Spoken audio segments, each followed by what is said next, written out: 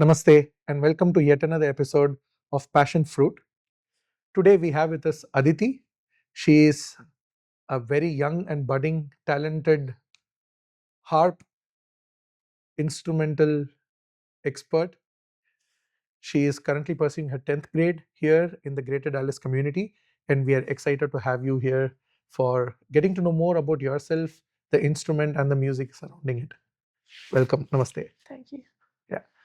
Aditi, tell us about how you got interested in music to begin with.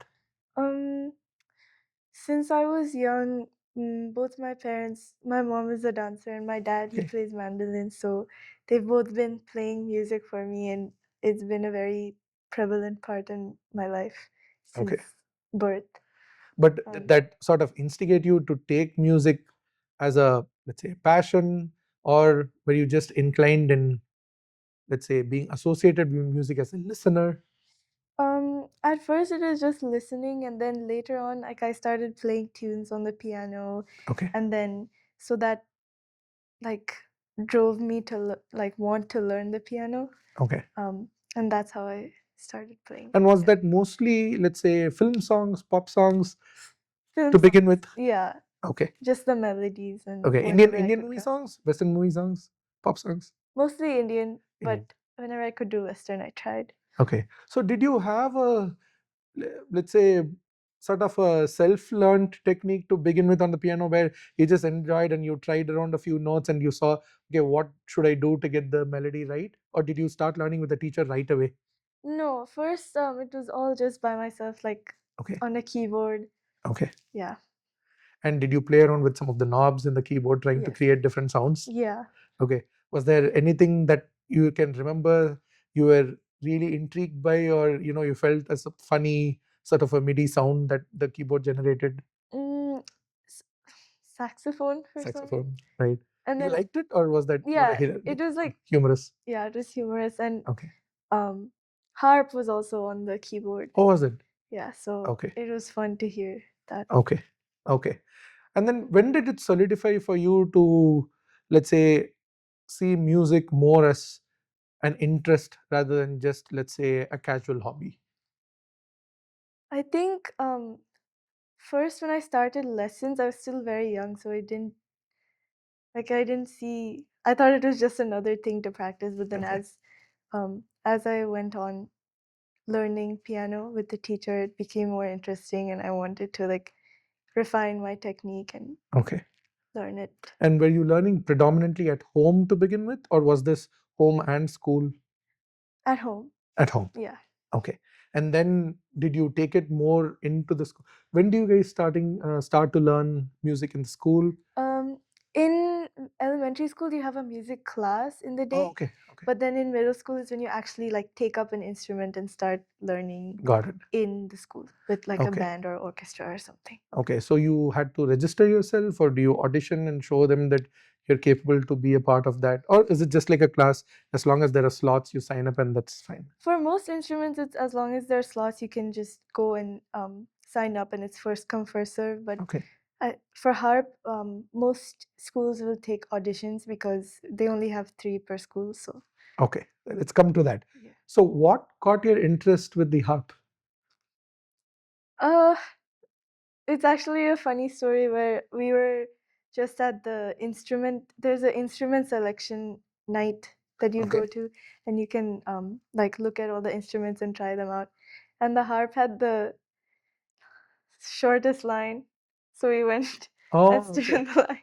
Okay. So that's very interesting. Yeah, but then after that, the sound is really nice and rich, and so I was like, "Wow, this is such a beautiful instrument." So I wanted to learn. Nice. Nice. And how long have you been learning now since you took the short route? 5 years. 5 years. Awesome. When you look back at it, do you have a thought for why maybe there's not as much of a crowd, wanting to pursue learning the harp? Do you think that was just coincidental, or do you think there's like a method to why people might prefer certain other instruments more than the harp? I think most people are accustomed to other like the violin, viola, cello, bass. Okay. So for orchestra at least, so that's why I think they went to the other ones, and there weren't as many people at the harp line. Okay. And you never second guessed yourself to think, okay, I started off with a harp, maybe I should switch to something else?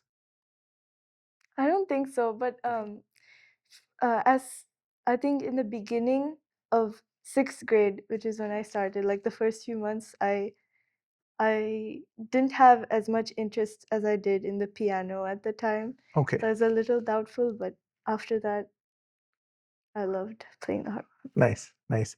And is there any part of, let's say, playing the harp through the years that you have developed a taste for that you might not have known, or maybe you didn't prefer earlier? Maybe some technique sides which you started off and you thought, not a big fan, but then with time, maybe more listening, more familiarity, you now feel. I mean, I'm just giving an example. It could be any, uh, but any such thing that comes to your mind. Um, at first, playing in general, especially like glissandos. I know harp is famous for glissandos. Right. They're very painful, and I Okay. didn't like playing them. Interesting. Okay. But I played around with it more, and using the pedals, you can like change the pitches of each string. Okay. So for each octave, it's like you can change the Right. how it sounds, and Okay. when you play it all together, like if you every time you change the pedals, it sounds different. Okay. So it became very interesting to me. Okay. Okay. That's something that you acquired with time, Yeah. particularly because it hurt your fingers a little bit to Yeah. begin with. Yeah, but yeah, that's for Calluses. yeah. Okay. Okay. Interesting. So, what is the typical thickness of the harp string? Not the exact number, but let's say a ballpark. Like the diameter, Yeah, diameter, or even qualitatively, are they all similar? no, like the the high strings are thinner, so they produce a higher sound, and then the lower Okay. ones are like wire, which is like maybe I think I've seen like 4 millimeters Oh, wide. okay. And do the strings ever break? For example, I'm a violinist.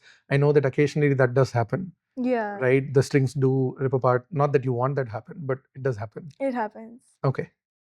Does that happen because you're training and you are not familiar with the technique enough to know to not give the right or the wrong stress at the wrong place, or is it just a matter of wear and tear with usage? It's wear and tear mostly. Okay. I think in the beginning stages of learning, it could be like A lot the more way frequent. Oh, okay. Okay. you pluck. Got it. Got it. But Yeah, with time, once you get familiar, it's typically due to wear and tear. yeah. Okay. Okay. And replacing these strings, is it just as similar to, let's say, a guitar or a violin? You just go to the nearby music shop and they would have it, or do you need to reach out to specified and specific stores, call them ahead of time and make sure that they have the right strings? So there are a few websites online that I go to like a harp, like specifically for harp, that have like harp music and strings. So I just buy it from there. But I don't think it would be at like Like a guitar near. center? Yeah, no, No, probably not. probably not. Okay, interesting. So it has its own Yeah. like ambience and entitled status that we have to give the respect for the tool. I like it. I like it. In terms of the technique for playing, let's delve a little bit into that. You talked about the glissandos, right? Um, what would you say to your ear or to your like understanding of technique is different to playing that on the harp as opposed to, let's say, playing something similar, as close as possible, similar on the piano or a xylophone or any such instrument? Um, I think I'm familiar with piano, so I Yeah, think for piano, um, first of all, it's vertical, and then harp right. is like yeah, harp is vertical, and then And the this is piano is horizontal. horizontal. Yeah, And then for harp, you can so there are only 7 strings per octave, and there's no like black keys right. on the harp. So You use your pedals. yeah, you use the pedals, Nice. and I know for piano you can't do that. It's either just black keys or white keys. For harp, you can like change the thing. The Okay. yeah. So you actually use the pedals way more consciously, as much as you would use it in, let's say, stick driving. Yeah. right? In the sense, it's not just a question of mellows or tone or sound as you'd use in the piano, Mm-hmm. as opposed to a louder sound, things like that. Here, it's actually a pitch change, which means Yeah. that if you do press the pedal as opposed to not having it, it would be entirely differently tuned, Yeah. right? So, how long did you, or how long do you think it took for you to get a feel for having the rhythm of the song, not just on your hands, but also on your feet? Um. So for each song, the pedal, like how you have, Technique. yeah, how you have to change the pedals are different because they Okay. require different notes. So for each song, you kind of have to memorize what each song and its key changes demand. So I think it does take a while to learn it because first I tried to learn the notes on both my hands. Okay. And then in the middle of that, since I also have to use the notes and I can't just not play the right notes, I have to change the pedals. And then as Right. you just practice more, it comes. That was exactly my thought, which is that unlike the piano, where you can learn to play it in one sound or volume or tone, and then you can always add the dynamic of the tone independent of your technique on Hmm. the hands, here, if you do not change your pedal, you're actually not hitting the right note, Yeah. right? So you have no option other than learning both Yeah. together. That's very interesting because it's not commonly understood or let's say imagined. It's not a part of your normal imagination that for a non-percussive instrument that you need a hand feet coordination, Yeah. right? That's very intense and interesting. Do you have anything particular as an anecdote that you remember where maybe, in spite of the fact that there is a certain level of difficulty associated with the technique, that for whatever reason you were able to find a click with practicing something and it came to you really quick, and that you would not normally see or have experienced that with, let's say, some of the other pieces that you learned? Um, I think what my teacher usually does is we start on a lever harp, so you Okay. don't use your feet in that, Oh, and you okay. have to change it with your hands in the Okay. middle of when you're playing. Oh, okay. Uh, but my first solo that with the pedal harp, it took a while. It took a few months to learn because of the pedals. Nice. Um, so I think that was really difficult, but after that, I think you get the hang of it Got it. pretty quickly. So when was your, let's say, first solo concert, so to say, with, or a concert where the harp was, let's say, the primary, the center point of the composition? Oh, like a solo performance? Solo performance, or maybe even like a quartet or Oh, any arrangement, but centered, the piece centered on the harp. um, there are some harp ensembles that you can like look at. So I think those ones were fun to play, and like we have a annual harp recital every year for Oh, all okay. the students in this district Got in it. Okay. FISD. Okay. So that I think in And so that, you would submit for auditions and then get selected, or do they just bring, because it's a smaller community, they just bring everybody together? yeah, everyone who's in the program can just like actually it's mandatory. Everyone who's in the program Has comes to to. play. Nice, But nice. it's a really nice experience because it's I think many families that come, it's the first time that they see that many harps in In one one place. place, Yeah. and like the sound of a harp isn't that loud, I'd say, but with all those harps together, like 50 or so harps, Wow. it's very loud and it's very 50 nice. harps, Yeah. right? Do you guys get together and practice beforehand? Yeah, a few times. Okay, Two times, I think. nice. So you have 50 harps coming together thrice. Yeah. That's nice. Curious, how much does a harp cost? It looks massive. Yeah, like I think 29,000. Wow. Yeah. Okay. Actually, I have a more serious question around this, which is that one of the things that I have sort of understood about the harp is, and this is a ballpark number, again, there's no way to quantitatively establish this, but what I've realized is when I did a little bit of search around this in the past, only about 1 to 2% of the concertos ever written seem to have been written for the harp, Yeah. right? And then when you go for orchestral pieces, it becomes even smaller number, where the harp is all could be included as a part of the orchestra, but for it to have a prominent role where it carries even let's say a portion of a symphonic uh, composition or any such major composition is not that often. Yeah.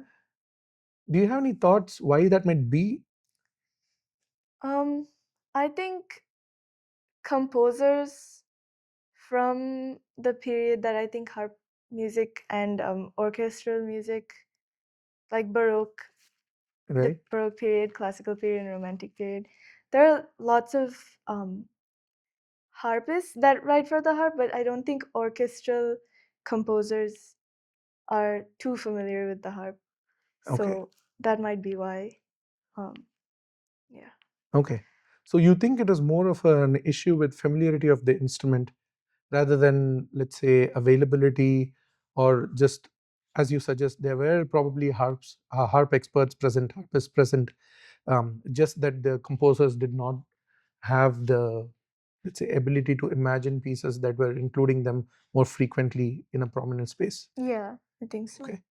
But tonally, in your perspective, and this need not be like a quantitatively attested answer, but in your perspective, what would you say is, let's say, a standout, one or a few standout um, features of a harp as opposed to other items within the orchestra, like you said, violoncellos, violas, or any of the flute, wind instruments, etc. And where do you think some of the other instruments are actually better equipped, not just for an orchestral ensemble, but even for like a quartet or like any such arrangements? Where do you think they have some advantages? So for harp, I think the first thing that people like see is the amount of strings that are on Right, there, which I think it provides a greater range than like just a violin or just a cello or just a right, bass, because it just has a bigger range. Bass right, is more focused on lower notes, and right, then violin for higher notes. And then I also think that for the other string instruments in the orchestra, you can slide between notes. So it's very nice and very easy to play like flowy emotional pieces. On the harp also it is possible because it's a nice, like, first of all, it's a great sound that the right. harp The has. tone is excellent. But if you want to slide between notes, you have to pluck one note and then pluck the other. There's no way to join them together. Right. But that would be similar to the piano, right? Yeah. Any such equivalent of a fretted instrument that does not work on a string, Mhm. so to say, right? This is string, but it's separated. Okay. Okay. So you see that as does it. One of the things that I found when I was reading is that, again, this is just from literature knowledge, right? Not, you're probably the second person that I know of who's familiar with the harp as an instrument and they're playing it. So I wouldn't say I have a lot of anecdotal, let's say, evidence to support this, but something that I read seems to be pointing towards the fact that, one, the tool itself is expensive, the instrument itself is expensive, although there are maybe, let's say, modular versions for when you start off before you Yeah. get to the more expensive versions, or the full range versions for later. But also that the technique, as much as it seems not necessarily complicated, is not that straightforward. And it seems to be a recurring theme because I read multiple such articles from different people who suggest that, hey, it's deceivingly simple. It's not as simple as it looks. And so there is a reason why people might not prefer it as much. I did not necessarily notice that there was a dropout number established, that people start off with it but then move to something else. But that was something that was attributed as one of the reasons why people probably are not as excited to take for the harp. The reason I bring that in is, what level of subscription do you see in your past 5 years from the time that you started?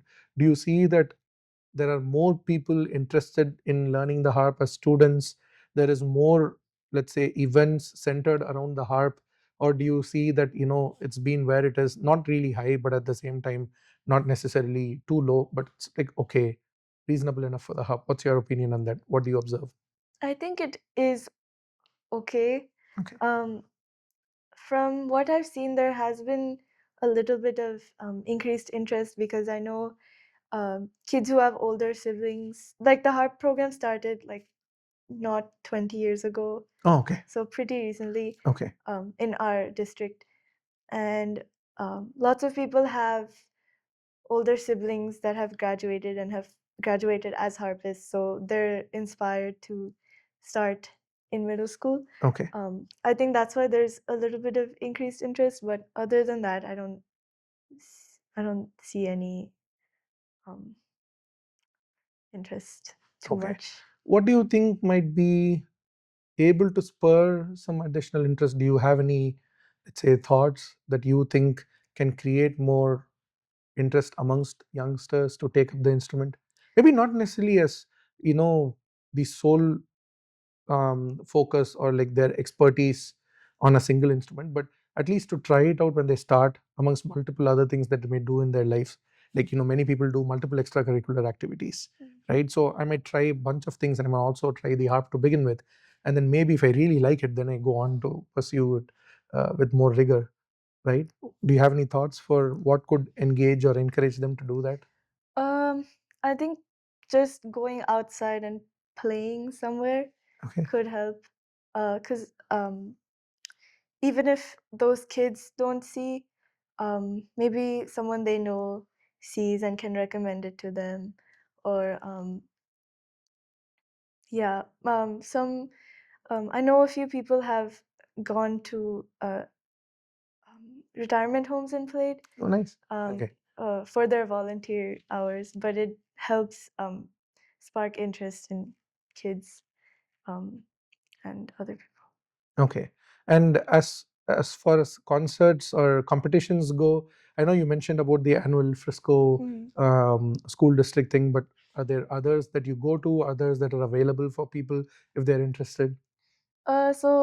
Yearly there's a competition called All Region, Okay. where kids in a district can compete against each other, and whoever goes above a certain margin can earn a seat in the All Region Orchestra. Oh, nice. And Okay. then from there, the highest orchestra students can again audition for area, which is the next level. And then if they pass that, then they can go and play in the state level orchestra. Nice. Nice. But would that be, let's say, the same equivalent route for any instrument and similarly for harp, or is it different for harp as opposed to the others? Um, the amount of people for each instrument differs, like who are people who are accepted into Okay. the orchestra. Because I know harp people, like there's not as many people who play harp, obviously. Okay. And like say for violin, the top orchestra in all state would accept like 26 violinists, but for harp it would be 2 or 4 violinists. Okay. Um, for For harpists, harpists, yeah. right? Okay. So based on the number of people who, and also it's based on the requirements of the piece that the orchestra is playing. Okay. Yeah. Let's take a segue back to what you mentioned with your piano. You mentioned that when you started off initially, that you pick up movie songs that you really liked by the ear, and then you just try to play it on the piano. Did you ever translate that onto the harp and try it? Hey, now that I'm good at the harp, let me see how that sounds on the harp. Yeah, I tried a few um, uh, Bollywood songs Okay. on the harp, and on the piano I couldn't figure out how to do the chords, but on harp it was in a way I think Intuitive. easier. Okay. Yeah. Okay. But do you feel that it sounded good on the harp? Yeah. Do you feel happy about the fact that you're able to play that on the harp? Yeah, I think it's very unique that one can play Bollywood music on the harp with, because piano, I think many people play keyboard, Right. Bollywood covers, but on harp it's very unique. Right. So do you have any plans to expand that into something that stands out as, let's say, a marquee exhibition of the idea of using harp in multiple facets? You didn't consciously start there, but it seems Yeah. like you found like a nice new avenue to sort of display the scope of the harp. Yeah, I think I've had a few ideas for like making a whole playlist or of yeah, a whole playlist of Bollywood covers Okay, on the harp, or like maybe uh, Indian class, like yeah, Indian Carnatic nice. songs. Yeah.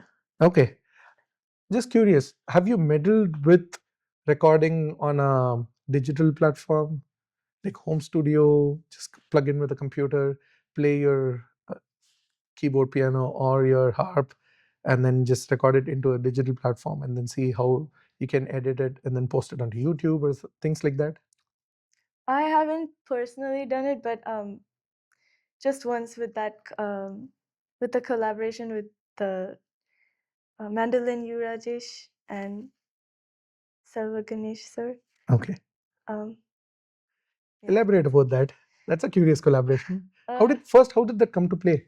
um, uh, my dad offered them to stay here, Okay, and then one night they were just, hey, can you play something on the harp? And I was like, oh, okay, sure. And so I played the introduction to that, and I kind of improvised it.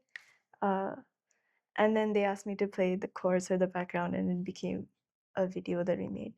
nice, nice. So, what was the song that you played? It was Lotus Feet by John McLaughlin. Nice. And was that their choice? Did they request that specifically of you, or did you choose that because you were more familiar and you wanted to play that for them? I wasn't familiar with it yet, but it was a nice piece. They requested Nice. it. Okay. So you were able to, you had never heard that before? No, but Or maybe very faint, yeah. faint memories. That's nice because how did you mentally, what was going through your thoughts when you're playing the prelude to the main song and then subsequently, I guess the chords, the progression, I don't know. You can let me know like what was going through your thoughts then, but particularly for the prelude where you're playing a solo, Yes. right? And how did you come about it? How did you create that prelude, and how did you or what was your thoughts behind merging that in alignment with where the song starts? So first, the ragam. I tried to put the raga onto the harp with the pedals and Okay, adjust the pitches. And then from that, I just started with like arpeggios. okay, Um, and somehow I found something I liked, and it became the prelude. nice. From that, for the chords, it was 6/8, I think. Okay, So 6 beats, and then I just played the same thing over and over again for the chords. It was like one chord progression again and again and right. again. And you just repeat it through the Yeah. song. Nice, nice. For the prelude, it was interesting. You said that you played the arpeggios. So, in your experience, especially because you're familiar with Carnatic music, as you say, starting with a major scale arpeggio, right?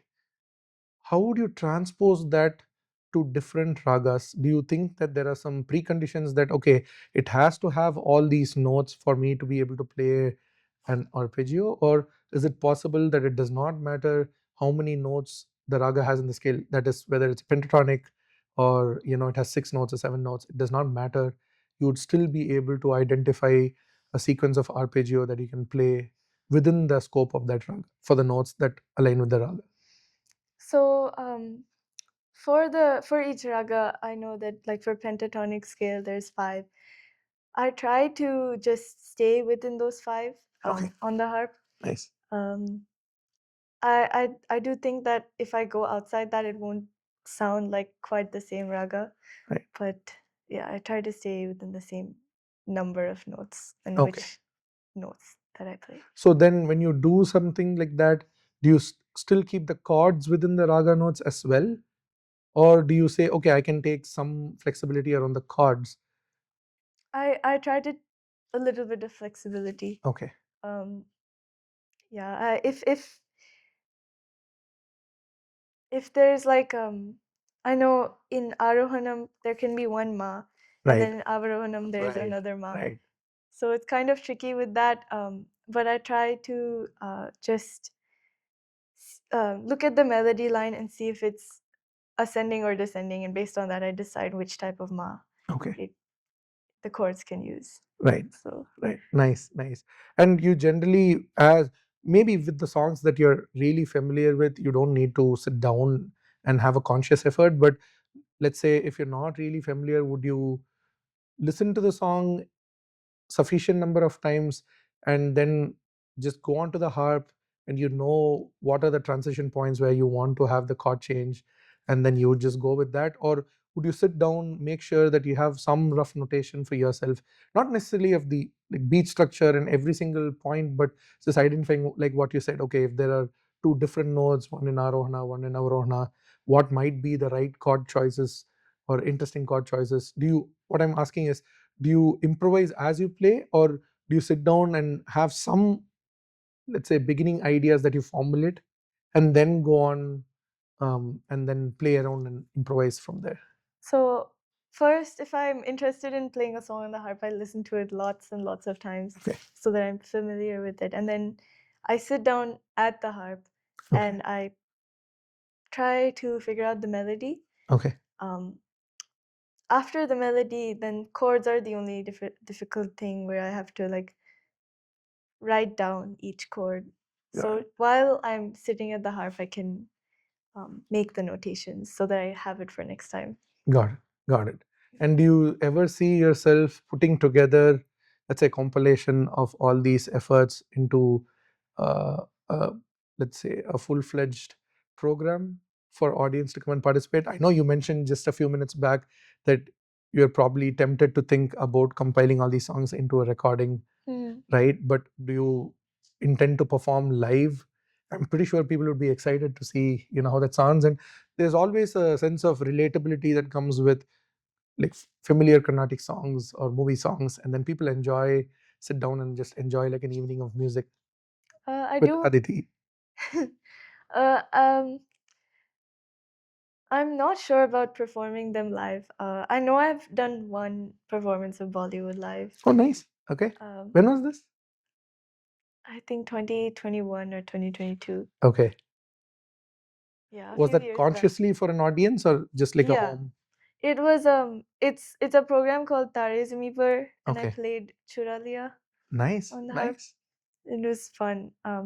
And Was this a solo, or did you have other accompanists with you? it was a solo, but there's a background track playing. Okay. So kind of like a karaoke thing. Okay. But with the harp. With the harp. Yeah. Right. Ask one question before you move to the different topic. Till then, let's take a break. Play what you played with the. Oh, I was actually planning to maybe wrap up in around 5-7 minutes. No. I want what I want. You want it in the middle? In the middle. So okay. You'll say, okay, now that you spoke about this, can we hear a little bit of you? Can take 1 second. Right. See what sounds, and then right. come back and then finish the remaining. Okay. And at the end, I want you to say we have audience who have some questions. Mm. So take the questions from audience. Okay, and then leave it there. No, I'm going to tell you the questions. You ask as if the audience is asking. Okay. It's not coming from you. Right, but will you be speaking anyway? Or? Oh, okay. Okay, sure. Right, sure. Okay. So this piece you can look into the camera and say, okay, let's take a break. Aditi will show that video. Right. Okay. This is really interesting. You have sort of highlighted two very intriguing aspects of your journey, early journey with the harp, and maybe it's a good time for us to hear you actually play and to also hear you off your recording that you mentioned earlier with two legendary artists. Okay. How about that? Okay. So for the audience, we'll probably play a short clip of Aditi's performance, as she mentioned, with Mandolin Rajesh that they recorded earlier, and also have her play something for us exclusive with her harp live. Maybe a Bollywood song, maybe a Carnatic song, something that you really like. Okay. All right, awesome. So we'll meet you after the break. Back to Passion Fruit, back to Aditi, and back with us here, right, as you listen and enjoy the melody on the harp.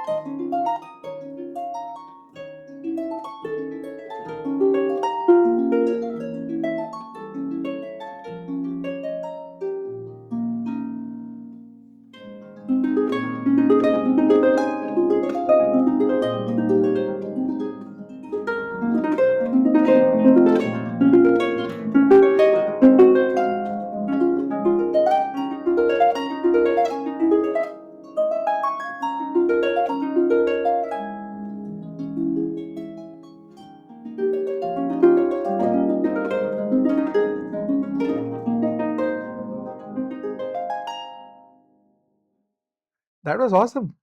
Thank you. Very excited to hear. We probably want to hear more of you now, Okay. right? You should perform. You are in 10th grade now. Yeah. So you're entering your junior year. Yes. We have you here at least for a couple of years in Dallas. And hopefully you can stay longer. And so we want to see you perform a lot more. Okay. Right? I'm pretty sure the audience feels the same as well. But moving on to the last segment of this conversation, just between us to begin with, one of the questions that I had is that, okay, you've had a 5-year journey with the harp. Next 2 years are going to be important for academics. You're getting ready for writing your SATs, thinking about which programs you want to join for your bachelor's. Do you have a plan for how you would want to, let's say, envision your partnership with the harp going forward? First, the next 2 years, immediate future, and then going forward. I plan to continue throughout high school and compete in the same competitions that I have, Okay. like all state, all region, and the solo performances and all that. And then after I graduate, I know that I want to go to college with a harp minor at least. Okay. Maybe later I can convert it to a major based on like if my mainstream major allows.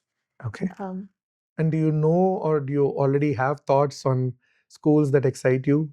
yeah, I know UT Austin does have a harp program, and Nice. UTD, and UNT and UT Arlington, and um, I think there's some colleges on the East Coast Okay. that do have programs, but for now, just in Texas. Okay. So you definitely seem to have a lot of options in state to begin with, and then of course options out of state, right? As you look forward, do you have a particular sense of, let's say, identity that you want to associate with your relationship and the harp? Which is, do you see yourself more as a performer? Do you see yourself more as a teacher, as a learner, as a mixture of all these, something entirely different? I think at least now, I want to keep learning, Okay. and just go from there. I don't know after that what I'll do, but just yeah, Okay. I just want to learn. But you are enjoying Yeah, I'm enjoying them. more and more Yes. every day. Yes. Right. That's awesome. Before we end, viewers, we have a new special item for this episode, and probably we are going to introduce such segments, interesting segments, in the subsequent episodes as well. So we do have some audience questions for the first time in Passion Fruit, and we'd like to bring it to Aditi for Aditi to respond to the audience directly. Okay, so the first question from our audience is the challenges with practically working with the harp. For example, one of the comparisons that the audience member gave is, if I'm learning the flute or the violin, it's very easy for me to take it from one place to the other, tune it, detune it, work with it. whereas the harp seems like a workout every time I am trying to work with it. As much as it's elegant, it's beautiful, but it does seems like a lot is involved with it. So what has your experience been? How was your earliest thoughts around it, and what do you feel right now, and what would you like to tell the audience for how they should look at it? Um, I know most people don't like bringing their own harps to things because it is very difficult to lift, and uh, accessibility to like cars. You need a big car first of all to fit it Right. in, and then you need a dolly to drag it around and take it, Okay. and then a harp cover that goes on first, and then you drag it, and then you put it in the car if you have to take it somewhere. And then otherwise, tuning, there's a lot of strings to tune, so it takes a good 5 to 10 minutes, maybe more, to tune. That's If it's that's still pretty quick. Yeah, that is quick. As you keep tuning it, You get familiar with yeah, it, and you can do. it becomes faster. And other than that, chairs, I think you need a good a chair that's a good height, because each person's height is Fair. different and they have a Right. different size torso. So Okay. um, a chair with adjustable heights is necessary, I think, especially if it's a young kid who's starting to learn and who's going to keep growing. Okay. And do you think that in the same line of questioning, do you think that there could be a makeshift arrangement where, for example, you have a harp at home, you practice on that, but as long as it's a standard size, that for most events that you're actually going to perform live, that they might actually have a harp there because it's inconvenient for everybody to be expected to bring their own harps? Or is it always the case that your instrument you bring wherever you go to perform? It's usually the case that you have to bring your own instrument, except in colleges. If you go and compete at a college or go perform there, they'll probably they might have harps depending on if they have a harp program. Okay. Or But primarily you bring, yeah, just as any other instrument. yeah. Awesome. Next question. Okay. So the next question related to, I guess, in a sense, the previous question is, what about the aspects of maintaining the instrument? Right. For example, I play the violin and I know that every now, sorry, I'll restart. I touched the mic. Oh, you can Yeah. start. Okay. So the next question is somewhat related to the previous question, in the sense, what goes into maintaining the instrument? For example, I play the violin and I know that occasionally I might have to give to a service to make sure the bridges are aligned right, the strings are not cutting too deep into the bridges, and so many other, cleaning up the fingerboard. For Carnatic music, I use lubrication, but I use talcum powder. Many people use Vaseline or oil. So, but talcum powder sort of leaves residue on the fingerboard because your fingers are oily, or they're sweaty or whatever, right? So I do clean it, but occasionally I have to completely remove my strings, clean the fingerboard clean, and then do the same with the strings, retune them, etc. So little things that I do by my own experience with the bow hairs, for example. What would be an equivalent, let's say, regiment that you have for the harp? Is it systematic or is it ad hoc as and when necessary?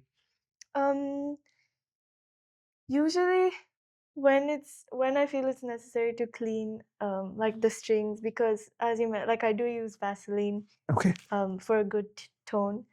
I do use like wipes to wipe down the strings and the soundboard, um, and the top of it collects dust sometimes Right. because you don't Right. reach or touch that. Would that just be aesthetic, or does that also impact the frequency that you play with, or the stability of the tool when it collects dust or like particles? I think it does also like affect Quality of the quality of sound, okay. because at the top of the neck, you have the discs that are connected to the pedals that turn the string that turn Okay. and they change the pitch of the string. Okay. So they could collect on that and become like compromise the tone of the thing. But yeah, and then oh yeah, in between those discs you have to clean because of the dust, and then at the back, tuning. I think when you play the harp, especially nylon strings, they get They like sag. yeah, there's like a dent Okay. which is from the how many Plucking. times plucking. Right. So And they how start sagging. yeah Right, they're not taut anymore. yeah Yeah. and then you have to replace the strings often. But gut strings, you don't have to replace them too much. Okay. Other than that, pedals, sometimes they rattle, Okay. so you do have to send it for maintaining.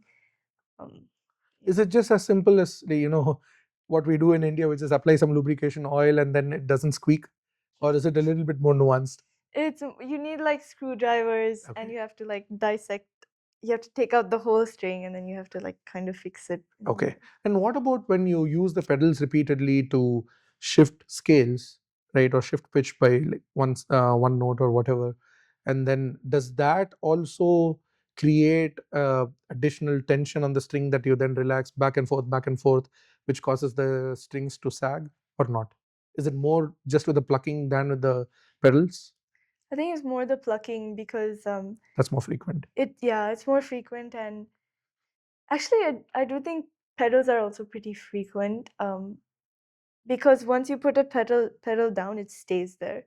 Okay. Like the knob in the disc, it stays It sort of there. locks Yeah. into that, and then you have to release it. Yeah. Right, so you're sort of altering the tension that you provide to the string. Exactly. Yeah. Okay. So I'm not sure if it does, but I would think that it does cause the string some wear and tear. Okay. Yeah. Okay. Maybe one more question from the audience. Okay, so for the last question from the audience for today, um, in conversation with you before the sorry, I'll restart.